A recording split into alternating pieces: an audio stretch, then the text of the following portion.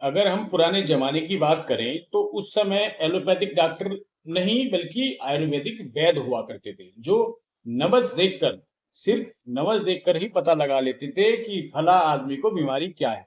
जो मरीज उनके पास आते थे तो ये उनको सिर्फ नब्ज देखा और उन्होंने पता लगा लिया कि उसको क्या बीमारी है। कोई जांच नहीं होती थी उस समय और देसी जड़ी बूटियों से दवा बनाकर उनका उपचार किया करते थे। पहले के समय में छोटी मोटी बीमारी का इलाज तो घर पर ही कर लिया जाता था। हमारे घर की जो रसोई होती थी वह एक ऐसी डिस्पेंसरी होती थी, उसमें ऐसी बहुत सारी चीजें हैं जिनमें औषधीय गुण विद्यमान होते हैं। हमारे दादा दादी नाना नानी तो आज भी अपने घरेलू नुस्खे से इलाज करना बेहतर समझते हैं, बशर्ते आप जो है ये केमिकल उनको ना दें। केमिकल वाली जो दवाइयां हैं इनसे वो किसी तरह उनका पीछा छूट जाए। क्योंकि देखिए, जो ये घरेलू उपचार हैं, क्योंकि ये उपाय सदियों पुराने हैं और इनसे उपचार करने से सेहत को कोई नुकसान नहीं होता। इसके अलावा ये उपाय सस्ते भी हैं, असरदार भी हैं और इजीली आपको मिल जाते हैं। आपको घंटों लाइनों में लगना नहीं पड़ता। तो यदि आपको जानकारी होगी तो आप कुछ चीजों का अपने घर पर ही इससे निकल सकेंगे, मतलब ज्यादा बीमार होने से बच सकते हैं। हम कुछ ऐसे टॉपिक आपको बताएंगे कि जो कुछ चीजें हैं जो आपको घर पर ही आप ठीक कर सकते हैं। जैसे दांत दर्द है।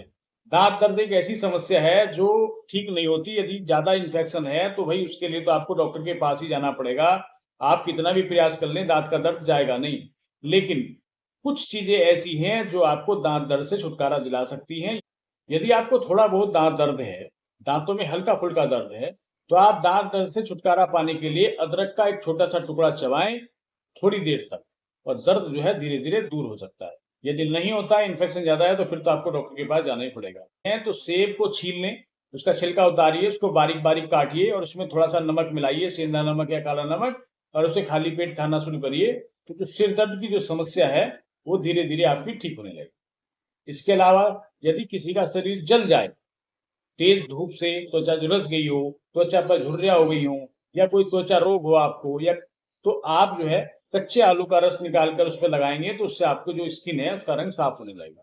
कच्चे आलू का भी, और जो आपने आलू उबाल लिए हैं सब्जी बनाते समय जो आलू उबालते हैं, जिसे पराठे बनाते हैं, तो आलू तो उबालने पड़ेंगे ना जी।